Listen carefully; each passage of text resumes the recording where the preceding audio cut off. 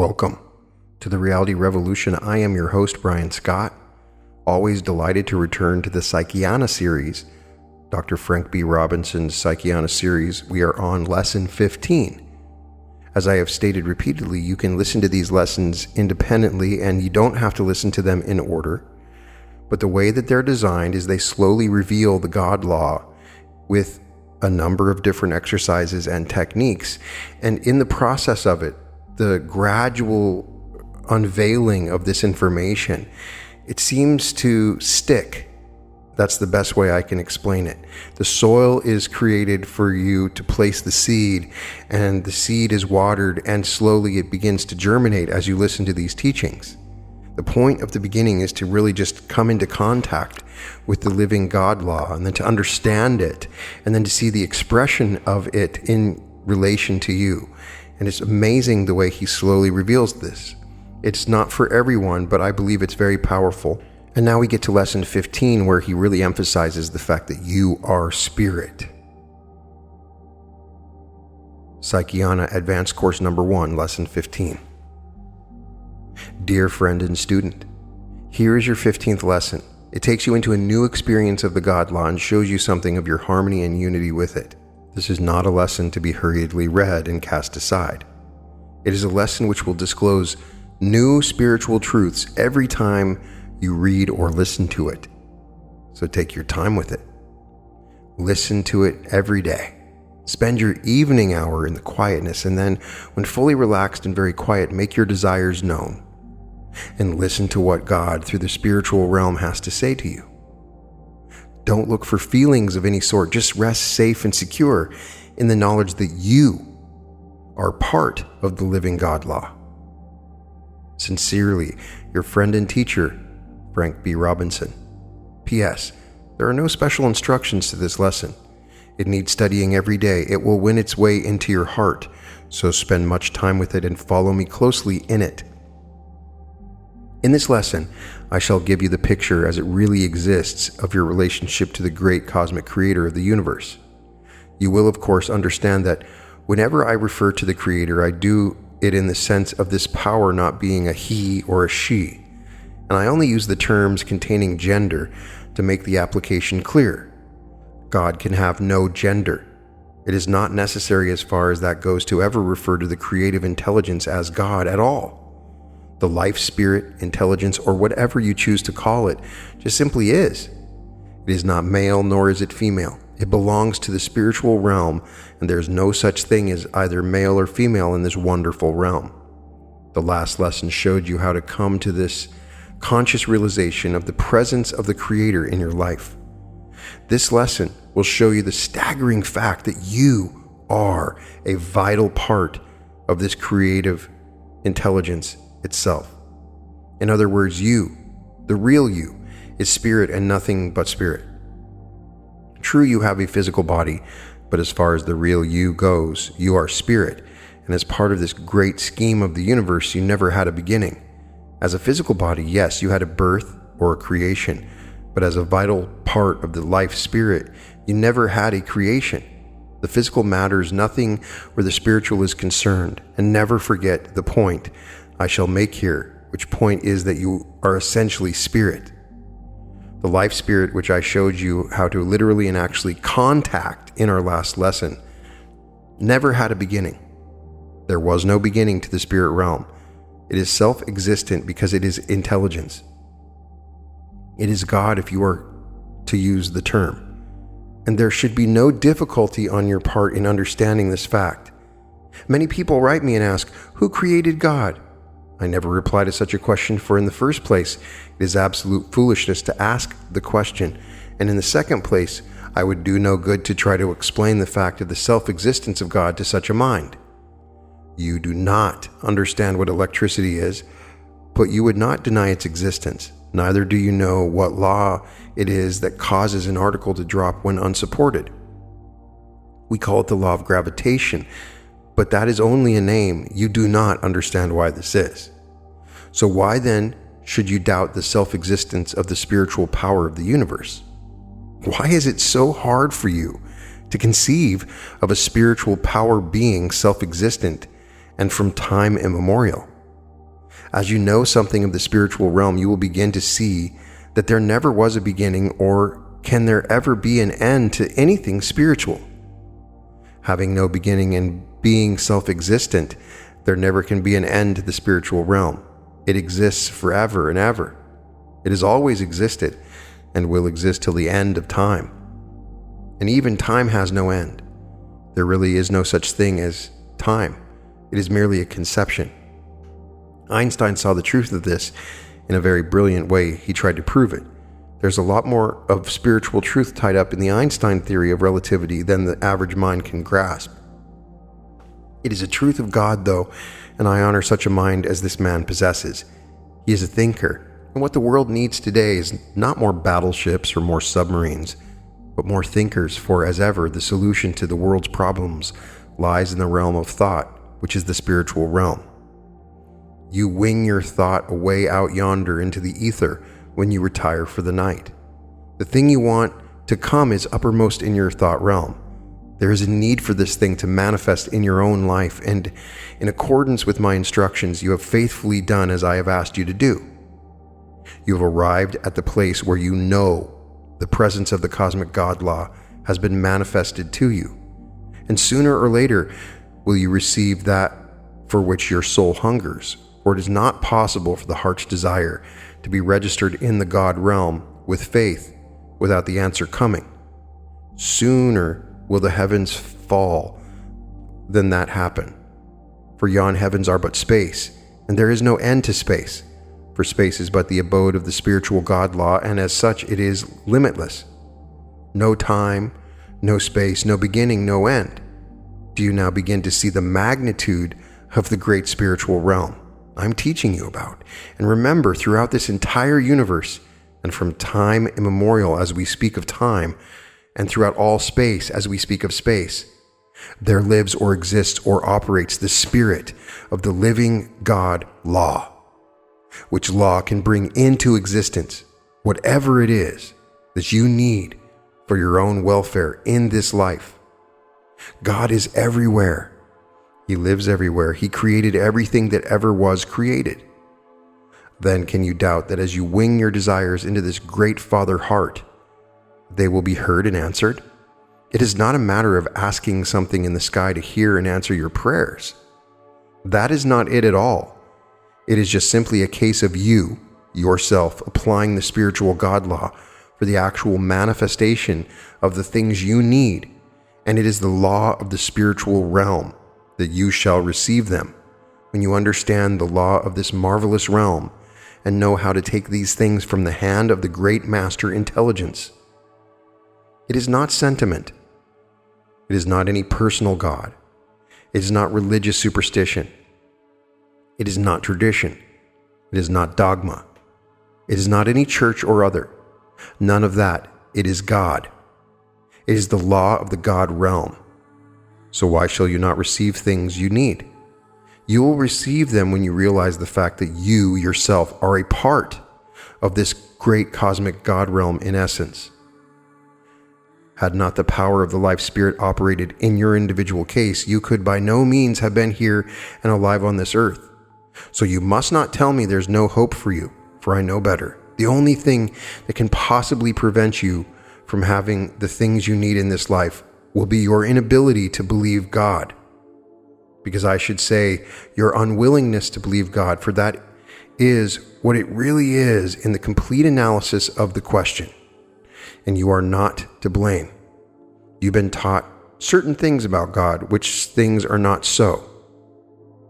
You've been given to understand you are a pilgrim on the face of the earth. You've been told that the aim of life is to prepare to meet your God. Well, let me say to you that nothing is farther from the truth. Why prepare to meet God in the sky after you die, when in Him you live and move and have your being? What would be the sense of that? No, my friend, never mind about finding God in the sky after you die. Forget all that sort of stuff. And try and find Him here and now. Try and discover something about the absolute sure law of God that operates here and now, and that lives and exists throughout all the cosmic spaces of the entire universe. And remember also that space is unlimited. You cannot find the end of space, for it has no end. And also remember here the staggering fact, once more, that you are a vital part of the spiritual creation. Where does that put you? Listen to me here a moment. It puts you in the position of being part of the creative intelligence that will bring whatever you need in life into being. It makes you the ruler of your own life. In a former lesson, I quoted Invictus to you and asked you to learn it by heart. You probably did this. Now you know why I wanted you to learn that justly famous poem. Now you can see just why it is a fact that you are the master of your own fate and the captain of your own soul. It is because the Spirit of God is a part of you, and you are a part of the Spirit of God. You see that, of course. Now, are you ready to acknowledge your sonship with the great God Spirit or the Spirit of God? Are you now willing to do that? Are you ready to accept this fact of your unity with the great creative life spirit and resting securely in this bountiful knowledge? Demand from the universe what it is you need. And not only demand it, but put it to work. Put to work the actual laws and forces that will make the manifestation a literal fact. Are you willing to do this? This is what I'm asking you here and now.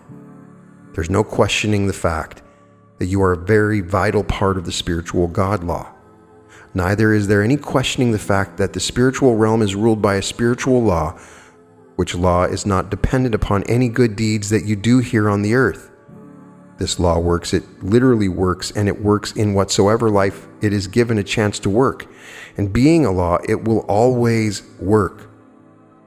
Let me go a step further with you, my friend, please, at this point, and please mark me well and get this statement.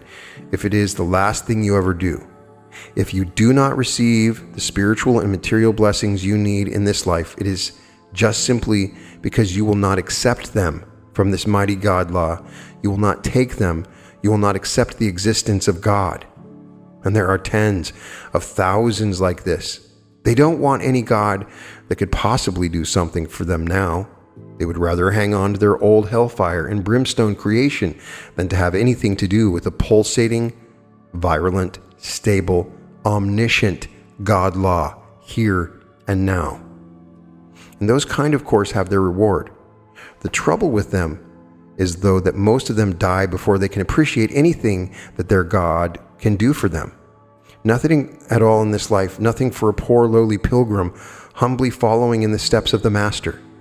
This is what they have been taught, and I say again, there are tens of thousands who would rather go on in misery and unhappiness and poverty than to discard their old idolatrous and pagan ideas of the old traditional God and know the joy of a life filled with the actual spirit and power of the living God, the ever-present life spirit in whom we live and move and have our being. Often ministers come in my study to talk with me. I always talk with them.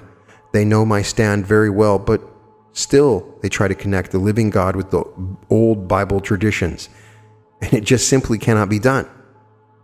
They try to tell me that God I am teaching is the same God they try to teach. This is not a fact, even though they attribute to their deity the same attributes I give to the mighty creator of the universe. It is not possible to link the creative God law with such happenings as we are asked to believe of the deity preached by the preachers who call upon me every so often. Can you imagine the God law playing favorites? Can you imagine the God law working for one and not for another? Can you imagine anyone who really finds and grasps the fact of their unity with the God law ever being disappointed? Of course not. I don't care for theory. I don't care for dogma. I don't care what this church teaches nor what that church teaches. The only thing I care about is telling men and women how they might find the actual and literal presence of the mighty life spirit here and now. I want every one of my students to know that a connection eternally exists between them and the one responsible for their being alive. When the fact is fully grasped, when things begin to happen, men and women go out and with soul full of knowledge of the actual God power of the great creative life spirit. These men and women work for their ends with this knowledge overshadowing all other knowledge, and they invariably win. It is not possible for a man or woman to actually accept the fact of the literal presence of God and make a failure out of his or her life. It cannot be. For if they accept this mighty God presence, then they know that there is no other power in existence than this same God power. Hence they conquer in that power. Whenever and wherever defeat manifests, you may be sure of the fact that the one in whose affairs such defeat manifests knows nothing about the present existence of the living God law.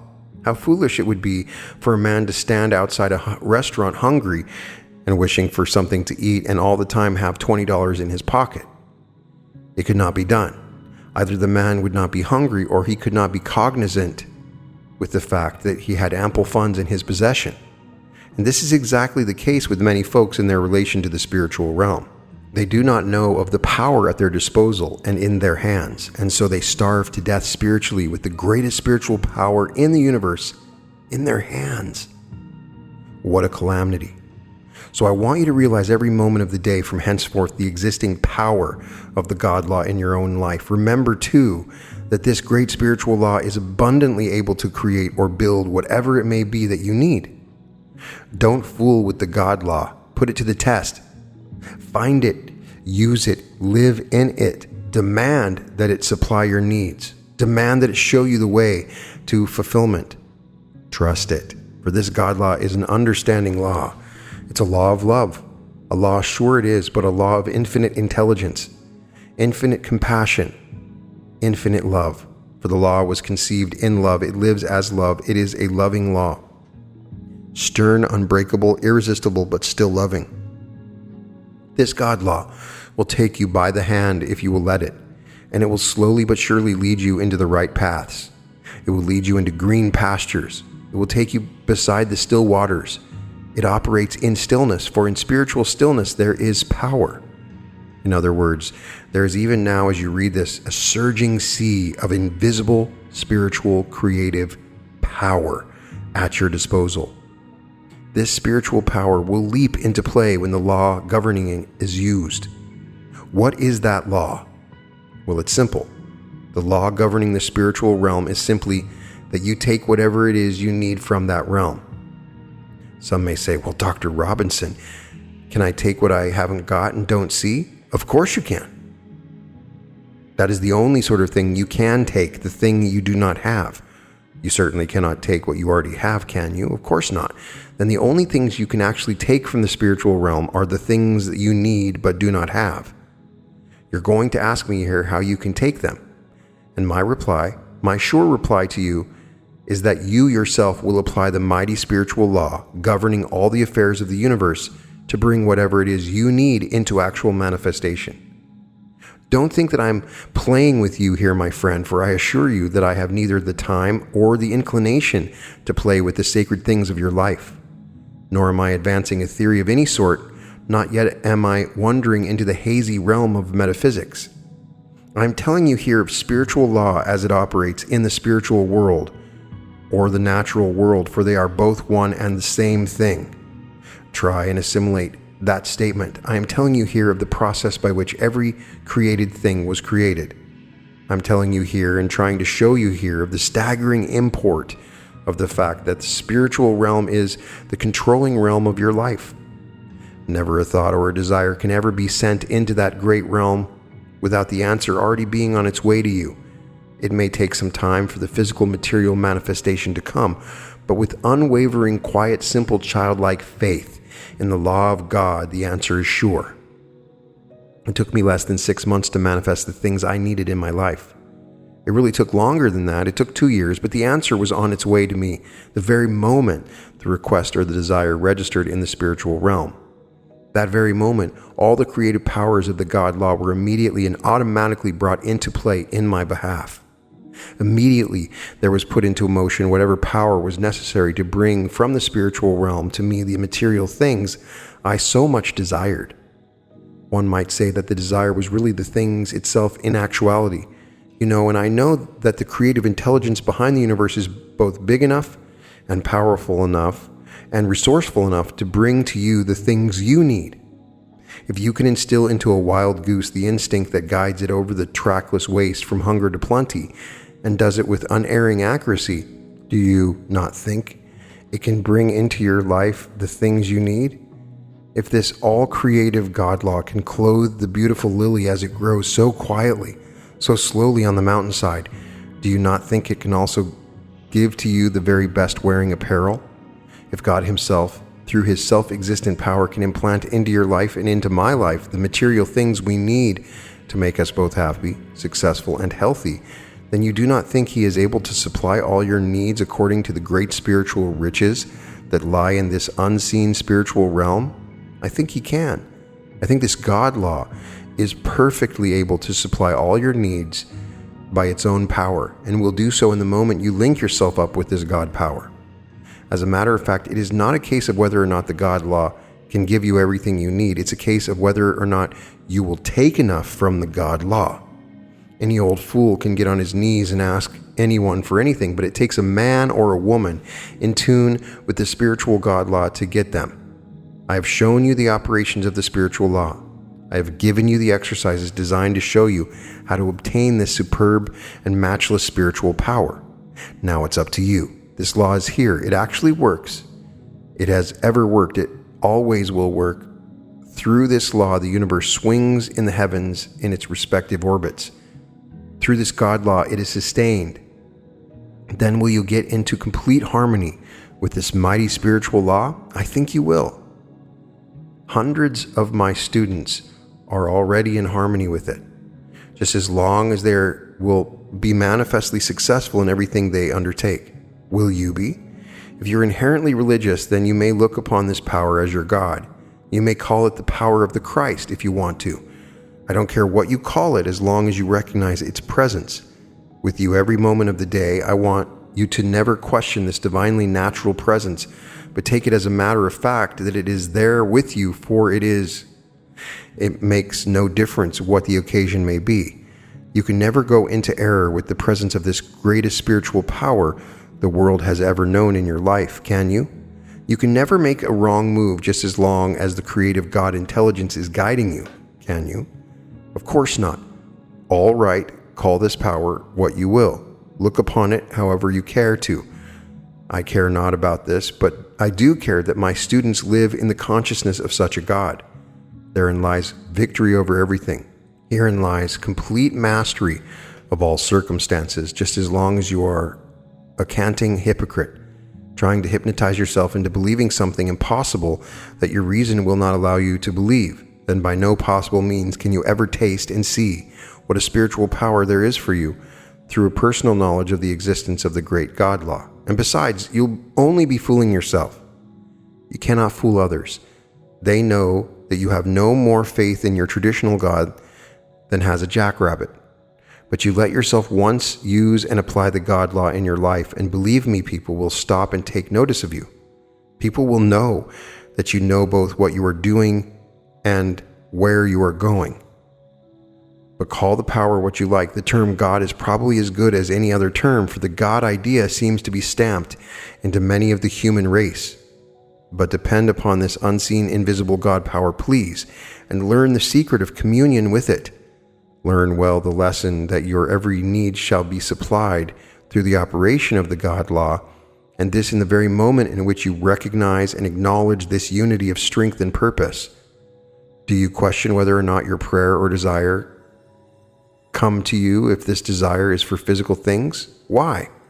If God so clothed the grass of the field that today is and tomorrow is cast into the oven, how much more shall he clothe you, O ye of little faith?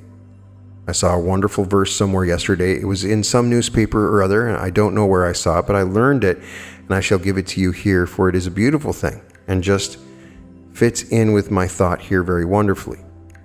If radio's slim fingers can pluck a melody from out of the night and toss it over a continent or sea, if pedaled white noises of a violin are blown across a mountain or a city's din, if songs like crimson roses are pulled from thin blue air, why should mortals wonder if God hears prayer? Those of us who have found something of the dynamic spirit of God don't wonder, we know. The trouble is that religionists have foisted onto the human race a God who saves souls in the future. I'm giving to the world a God who saves both souls and bodies here and now. This God law of mine may save souls in the future. I know nothing about that, nor does the cleverest preacher that ever lived. All along that line are theory and self-made hopes. But we of Psychiana know that our master law does these things here and now. Now I ask you, which is the better of the two gods? The one who may save your souls in the future, or the one who does operate for your eternal benefit here and now? The church people don't like me because I remove thinking people from their traditional God. But I'm not moving people from their God at all. I'm moving the God, and in its place I'm putting another and far more reasonable God law, the effect and result of which can be known to the very full here and now. That is all I'm doing. But it's enough, for through trial and toil and tribulation, the old church and the entire human race has groped its way out of God's naturally revealed religion. And as ever, such groping and such changes are slow. Those advocating them are always looked upon as a leper or something equally as bad, when as a matter of fact, it is the pioneers into the spiritual realm that revolutionized religious truth, and there never was a truth of God discovered yet that did not upset tradition and dogma. I wish I had my way. I would smash every dogma and every tradition to the wall, and what a smash it would be. My students may depend upon it that just behind the tradition and just behind the dogma and just behind the church creeds lies the true God. And this true God is spirit, and spirit is life, and spirit is plenty, and spirit is health, and spirit is happiness, and spirit is you. And you are a vital part of God. You see this? Of course you do. Then all right, tomorrow morning, go out of your daily task with the knowledge of the actual presence of the God law with you. Never mind feelings at all. They are the most unreliable things I know. Even a picture show can change feelings, and changeableness is not an attribute of the God law, nor of the spiritual realm. Feelings belong to the superficial things in a man's makeup, and there are many superficial things there too. But you must get behind all feelings. Get down to the realm where God is. Recognize the actual literal presence of the God law in your own life, always, ever, and for your everlasting benefit. Never mind what happens beyond the tome. You know nothing of that. Neither does anyone else, spiritualist to the contrary, but you may depend upon one thing. If the mighty spiritual creator of the universe is your companion and your strength here, you need have no fears for the hereafter. Only a coward worries about the future. If your life is spiritual, and if it is straight here and now, never mind the future, for the same spiritual God law operating with you and for you now will very effectively take care of the future. This has been a favorite old dead dog of the churches, and it's a fine thing to keep people meek and lowly in heart.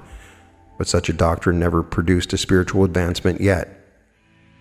The men who move other men are men who know the power of the God law as it operates here, and are themselves motivated by that law.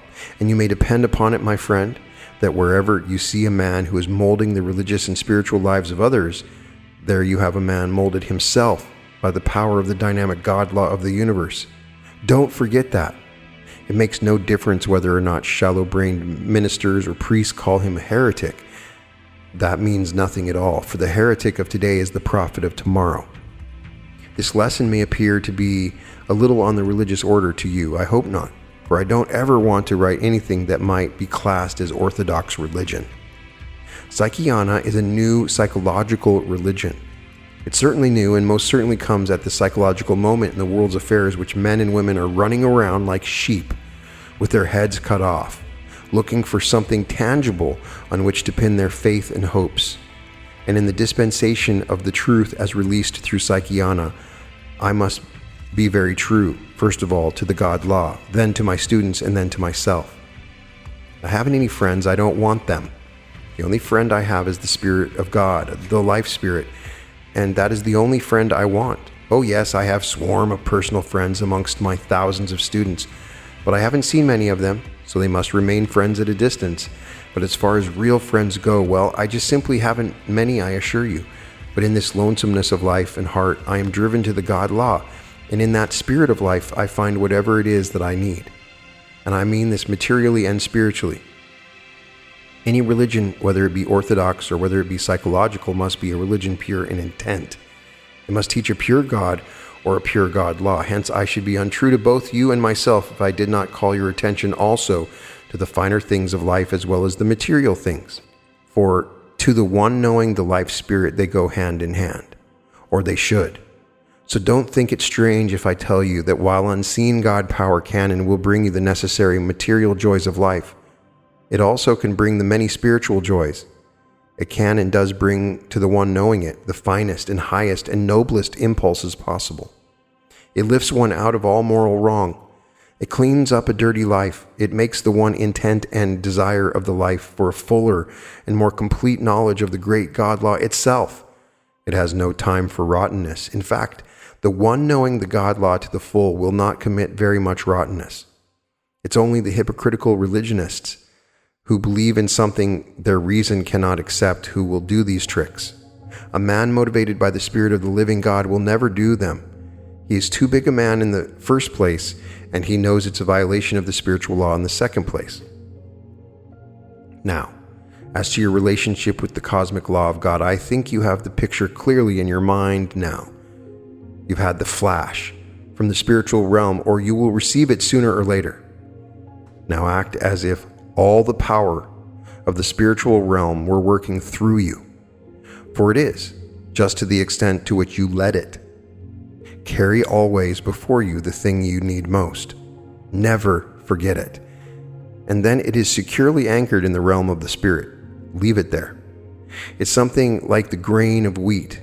It is sown a single grain. It is harvested as many grains. So let your whole life, day by day, be lived in the consciousness of the God law.